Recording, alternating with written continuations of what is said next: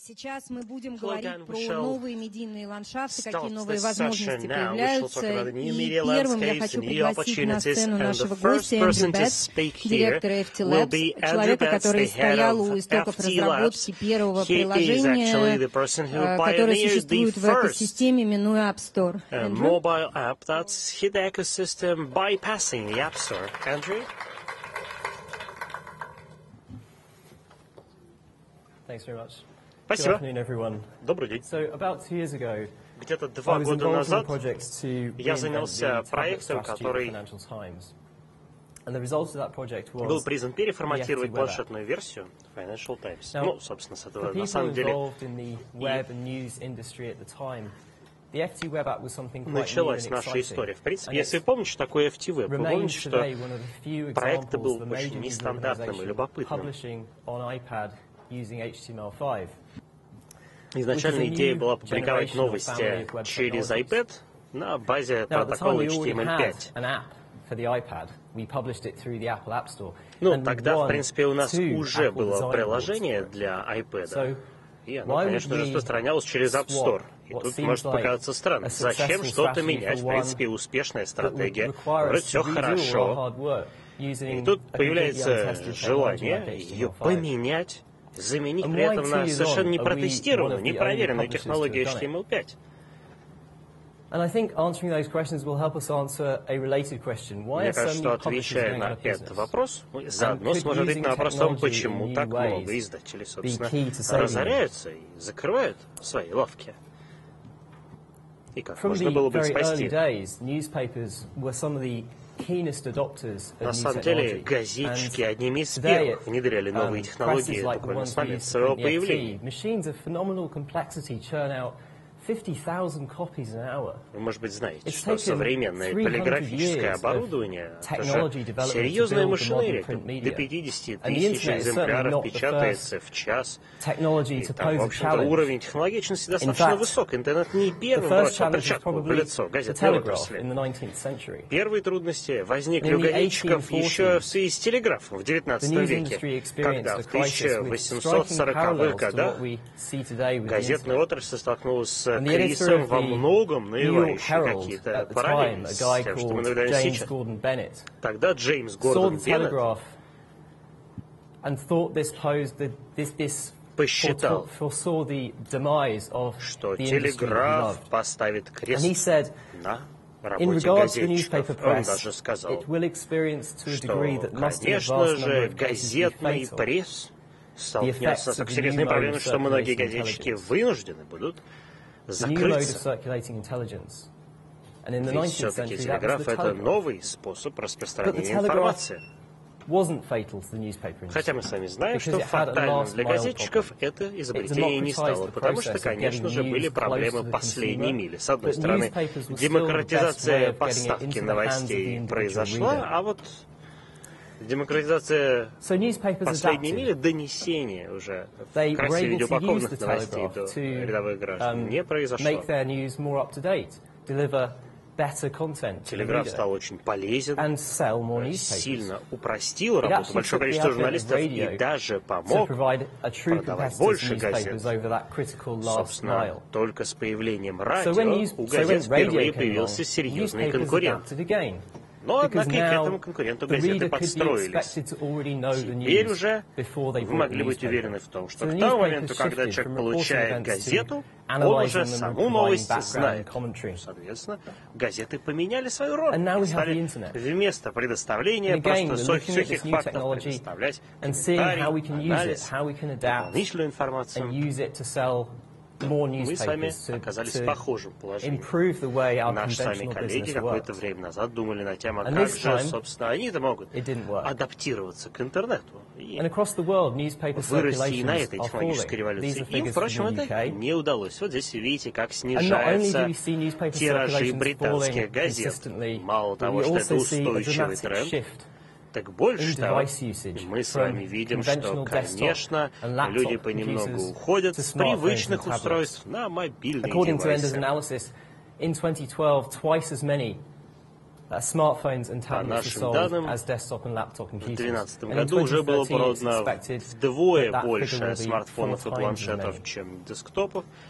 В 2014 году считается, что разрыв между ними будет уже четырехкратным.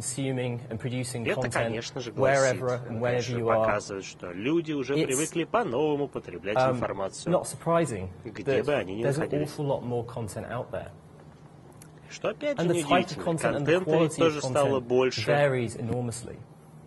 Видов контента много разных. Контент сильно различается по качеству. Вот, например, на Твиттере во время урагана Сэнди я увидел такую замечательную фотографию.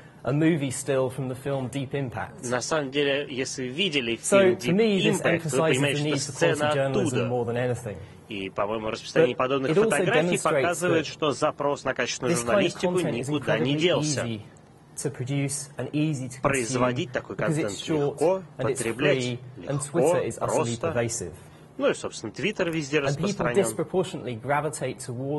Конечно, люди естественным образом тянутся к тому, что доступно и легко потребляется. Ну, это паспортбук, который многие из членов моей семьи даже упомянули в списке желаемых подарков на Новый год. Это может показаться странным. Кому нужно, кому придет в голову записывать все свои важные пароли в книжку, на которой написано «Здесь мои пароли». Вообще трудно было догадаться, что кто-нибудь придумает такой продукт производить.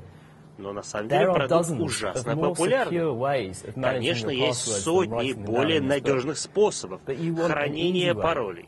Только они более сложны, они надежнее, но и сложнее. В общем-то, и компании тоже это уже поняли.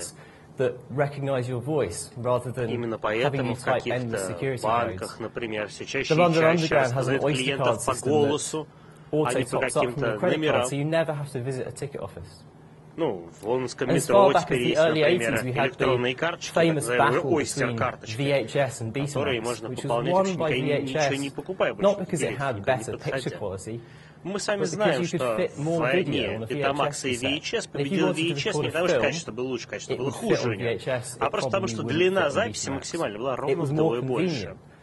Удобства было больше в VHS, чем в Betamax. Чисто человеческая штука. И мне кажется, что именно в человеческом поведении, в психологии человека можно найти много ответов на вопрос о том, почему доминируют технологические компании в этой отрасли, а почему, с другой стороны, казалось бы, гранды этой отрасли кусают локти. Конечно, мы вынуждены теперь взаимодействовать с потребительной информацией через посредников. Ну, есть прекрасный пример одного из самых успешных продуктов. Он же является интерфейсом. Продукт, он же интерфейс, он же механизм получения всего остального. В то время как контентные компании в основном чем занимаются? Качеством контента, выверкой фактов, увлекательностью подачи. Как издатель, я понимаю, что наш продукт состоит из 3 частей. Есть контент, тут все понятно. Плюс к этому мы обеспечиваем какую-то, скажем, редактуру, подборку, то, что неудачно называется курированием. Ну и плюс к этому есть аспект дистрибуционный. Касающийся, собственно, доставки этого контента до читателя. До появления интернета все 3 аспекта были тесно связаны друг с другом. Именно эта связка и делала наш продукт настолько привлекательным. Другое дело, что интернет все эти связки разорвал. И веб-адрес в этом отношении сыграл, конечно, большую роль. Потому что все URL уникальны, вы имеете возможность получить только тот контент, который вам нужен. И здесь уже разваливается привычная схема дистрибуции и редактуры, скажем так. Если вам порекламируют ваши друзья где-нибудь в Твиттере какую-нибудь статью, вы, может быть, купите конкретно этот номер газеты, но не будете подписываться на всю газету. Ну и плюс к этому есть Google News, Pinterest, Dig, прочие сервисы. Они все дают ссылочки на конкретные наши материалы, тем самым отменяют всю эту нашу большую курационную настройку, прошу прощения. Цифровой отчет Рейтера показал, что только 4% британских граждан, когда бы то ни было в своей жизни, платило за цифровой контент. Сравните это с количеством людей, покупающих регулярно газеты. Конечно, никакое сравнение просто невозможно. А дальше посмотрим, что происходит на разных платформах. Среди пользователей планшетов это величина уже совершенно другая. 21%. Which is a big popular newspaper in the UK, Guardian, известная, конечно, популярная британская газета. Number 2 news brand on tablets и in the App Store, что and is number 6 Guardian on the open web. Второе место в App Store по популярности всех новостных ресурсов. И это при том, что приложение платное, а доступ к сайту бесплатный. Так что дальнейшее увеличение популяции пользователей планшетов вселяет, конечно, нас надежду. Мы видим, что качественные издания вроде Guardian очень хорошо себя показывают в планшетной среде, потому что именно в планшетах мы снова можем предлагать законченный продукт. В условиях совершенно очевидно напрашивается вывод, конечно же, нужно писать приложение под планшеты. Однако тут есть две трудности. С одной стороны, дело это, как выяснилось, не дешевое. Тем более, что по-хорошему нужно большое количество операционных систем поддерживать. Ну, помимо попиднадкусных яблок, андроида, есть же еще Windows, и Nokia, и Nuke. Putting all your eggs into those baskets is quite a dangerous strategy. The other problem is that when you produce native apps, когда вы пишете приложение под the manufacturer of the operating system acts as a gatekeeper to that device. So if I want the New York Times app on my iPhone, the New York Times can't make that happen. I have to go to the Apple App Store to download their app.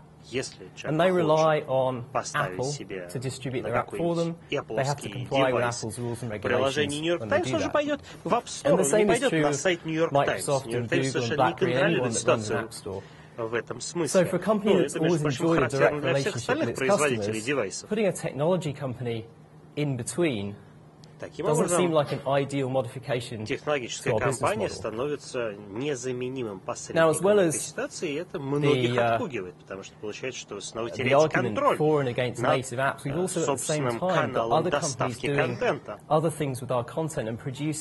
С другой стороны, мы знаем, что есть иное количество компаний, которые используют наш контент, ну, если речь идет о Tap2, Google Currents и прочее, которые наш контент с чужим комбинируют и дальше его как-то сами доносят до своих читателей. Вот Tap2 здесь продвигает какую-то гардиановскую статью.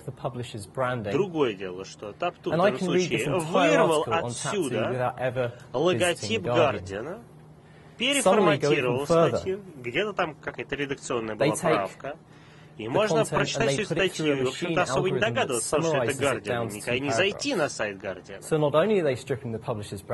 Мало того, что они вырвали все логотипы, все ссылки на Guardian, они еще и в контент полезли. Можно задаться вопросом, а что осталось-то от натурпродукта? Мы же считаем, что самое главное — это контент.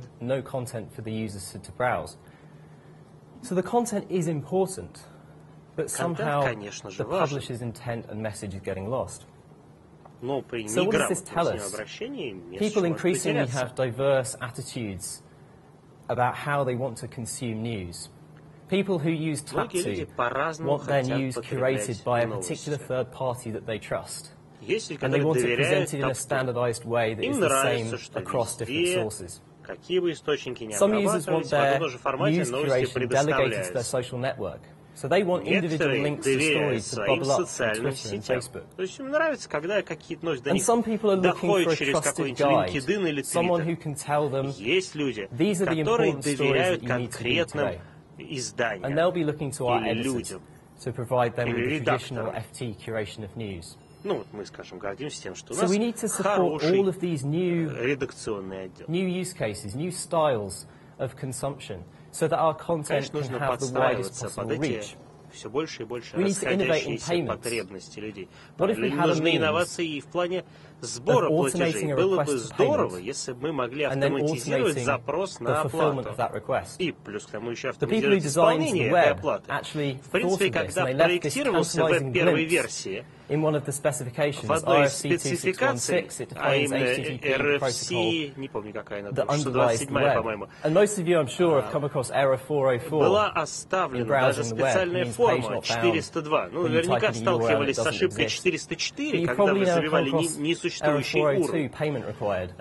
Вряд ли вы видели ошибку 402. Это ошибка, возможно, которая была заложена 14 лет назад при принятии этого стандарта. И с тех пор, в общем-то, никогда этот код активно не использовался. Хотя, в общем-то, было задумано, что да, здесь может стоять заглушечка, которая позволяет вам, нажав кнопочку, оплатить доступ к контенту.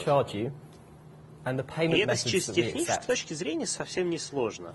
Вы прописываете простой скрипт, который снимает, не знаю, 40 центов. 40 пенсов Google в Chrome нашем can случае. pay for access to this content on your behalf, and you just click one button to do that. Вот здесь, собственно, показано, как это может быть реализовано, скажем, в Google Chrome. И здесь вам не нужно, чтобы у вас был какой-то аккаунт, правильно? Заведенный на том же Financial Times. Оплата идет через PayPal. Все происходит легко и просто. Другое дело, что сделать этого мы не можем, поскольку нет соответствующих соглашений между вендорами. Но технологически это не то чтобы невозможно. Мы можем многому здесь научиться и у Apple, и у Amazon, которые продемонстрировали уже своими успехами, что если вы сильно упростите процедуру оплаты, люди будут готовы платить достаточно много и часто за ваши услуги. Даже 5-летние дети легко могут платить за что-нибудь, пользуясь Apple продукцией. Что мы, собственно, видим здесь? 1300 фунтов потрачено на iTunes 5-летнего ребенка. HTML5 позволяет вам гарантировать качественный клиентский опыт, качественное впечатление на самых разных устройствах. Здорово, когда есть язык, позволяющий вам все делать хорошо и красиво под все тач-устройства. С другой стороны, почему мы должны ограничиваться только такими устройствами? Мне кажется, что HTML5 по-своему нужно использовать для того, чтобы обеспечить стандартный высокий уровень качества взаимодействия в любых устройствах. И, в общем-то, BBC и Guardian в этом отношении нам уже дышат затылок, может быть, даже обгоняют по некоторым направлениям. Здесь, в общем, не так важно, есть экран отдельный, нет экрана, есть клавиатура, нету. Мы почему-то считаем, что портативность – это ужасно важное качество девайса. Большое количество издательств специально даже делят свою стратегию на цифровую и мобильную. Это, кстати же, страшно неэффективно. Люди закрываются в своих башнях слоновой кости. А после этого приходится всю свою работу как делить между этими корзинами. А это не всегда правильно. Все же не понимаю я, почему портативность устройства важнее региона его использования. Важно ли, скажем, наличие мышки, наличие клавиатуры, уровень разрешения экрана. Мне кажется, это все равноважные параметры. Давайте присмотримся к новому хромобуку от Google. HD-экран. И при этом тачскрин.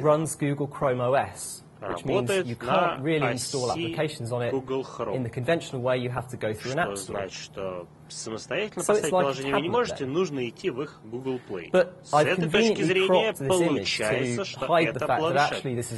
Я вот специально обрезал картинку, чтобы вы не увидели, что это на самом-то деле ноутбук. С нормальной клавиатурой, всеми делами. В какую категорию там попадает этот девайс? Это тачскрин. Работает все, HTML5 достаточно хорошо. Но форм-фактор у него какой-то странный. Он совершенно не соответствует привычным моделям. Я уж не говорю про Google Glass. Это вообще в какую категорию стоит относить? Какой департамент ваше издательство будет готовить контент для этих очков? Мне кажется, что избегая такой ненужной категоризации девайсов, мы сможем обеспечить себе большую совместимость с тем, что появится в будущем. И, конечно же, нам нужны инновации на уровне контента. Вот наши журналисты и писатели должны меньше думать о том, как этот контент смотреться, будет читаться. Гораздо важнее правильно, скажем так, описать этот контент с семантической точки зрения. Чем меньше вы будете ограничивать дальнейшего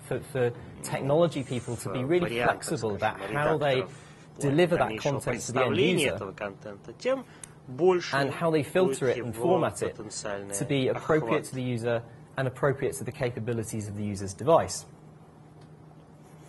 In fact, we may be able to present the content in ways that the writer may not believe to be possible or may not know to be possible, and which may not even be technically possible when they wrote it.